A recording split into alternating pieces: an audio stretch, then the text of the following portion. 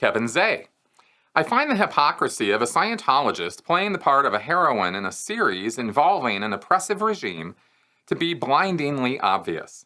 Can you explain why it is that Elizabeth Moss can't see the similarities between the antagonists in The Handmaid's Tale and the very real, very oppressive cult that she is a part of? I assume this has something to do with the indoctrination she went through or is still going through. And Tyler Simmons. I hear a lot of far-right Christians whining about socialism and communism and oppose it, but support a theocratic government, and yet claim to be anti-government. How do they get over this cognitive dissonance? It doesn't make any sense. They seem to hate big government when it suits their agenda, but when it does, they suddenly support big government. It really bothers me when the religious right is blatantly hypocritical about their stance on government policy. Despite being a left-wing person, there are some stances of the GOP that I agree with, such as guns and taxes, but when the fundamentalism and homophobia is bundled in with these positions, it is not worth voting for these guys. I'm not a fan of the Democrats either, but they don't piss me off as much as the GOP, because at least the Democrats are not ramrodding you with religion like some segments of the GOP do. How can they claim to be for freedom but turn around and be anti-choice and anti-gay marriage? All right, so I am not going to get into the politics of your question, Tyler, because the fact of the matter is that everything you've asked about with the GOP applies just as much to the Democrats, literally just as much, because people are people, and the way they think is the same. What they think can be wildly, wildly different, but the way they go about thinking and the way they go about making decisions and choices and how biases are formed and how prejudices are formed, same, okay?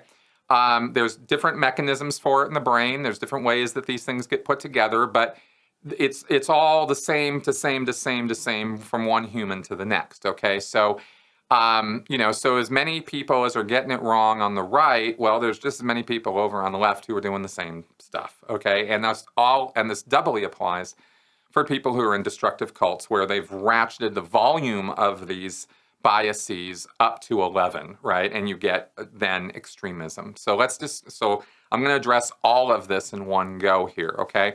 You're asking basically how it is that somebody cannot see something that you consider very obvious in their life. And the reason for that, of course, is because their life is their creation and it's their perception. And perception is where all of this this is where all bets are off, because the way that another person views their own life is going to be radically different from how you, as an outside, somewhat objective observer of their life, at least a different observer, objectivity isn't really the important part here, but as a different observer outside of them, you're able to see things about their life that they can't see. We all know this happens, but why does it happen? Because of perception and because of how our brains work and how we think and come to our decisions about things. Once you have accepted the goodness of something or the beneficial aspects of a thing, it will be very hard. It will be actually harder to overcome that view, that bias that you now have towards that thing in order for you to be able to see that maybe there's something wrong with it. This is everybody, okay? And it's all just a matter of degree. So if you're really invested in something like Elizabeth Moss or any Scientologist is in their Scientology beliefs, then it's like this. Your perception of that thing has labels and things connected to it, I guess I could describe it that way, that are good, beneficial, wholesome, moral, ethical. Like when you think of these concepts, this subject comes to mind. In the case of Scientology, Scientologists rather, Scientology is what comes to mind as the most ethical group on the planet, the most beneficial, the ones who have the technology, not just a faith, but a technology to save mankind. These are the things you think of when Scientology comes to mind. So this would be, of course, positioned in your mind as the polar opposite to the antagonists of The Handmaid's Tale, the bad guys of the story. Scientology is already positioned in Elizabeth Moss's mind as the good guys.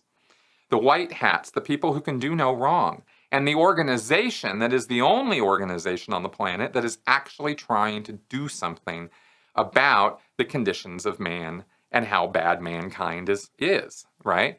That's how she thinks about it. So she would never look at that and then look at her script of The Handmaid's Tale or the book or have talks about it and position this really good, wonderful thing with all this awfulness. That it would never even occur to her to do that because that's how she sees things. Okay, so and I said this becomes this misperception, you could say, or this inability to question or doubt or criticize this is ratcheted up in destructive cults, right? In extremist groups. And so if you laid all this out on a spectrum, then you see the volume or the quality of this belief becomes more and more solid or more, extreme to the person, where it's harder and harder and harder to question that person could ever do wrong. In the same way that you could have battered spouses who would do nothing but sing the praises of their husband or their wife who's beaten on them. I guess Stockholm syndrome. I mean, there's various terms, various categories that people have, labels that people have tried to put on this. But in the end, it really comes down to how a person thinks about things. And so the hypocrisy, when you say to somebody like that, you start having a conversation with them or an interaction on social media or something, you're like, you're a hypocrite. I can't believe how hypocritical you are. How can you not see this? And the person is sitting there going, I'm not a hypocrite. I have no idea what you're talking about. You're the crazy one. Stop calling me names, right? And all that does is build up more and more walls, of course, and is going to prevent the person from being able to see the hypocrisy that they're literally sitting right in the middle of. So the only way to get through that, that sort of fortress of thought that the person will build up against you is to be invited in.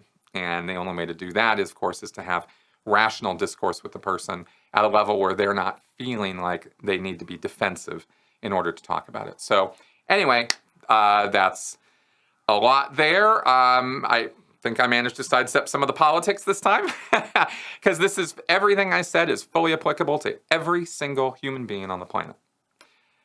There you go.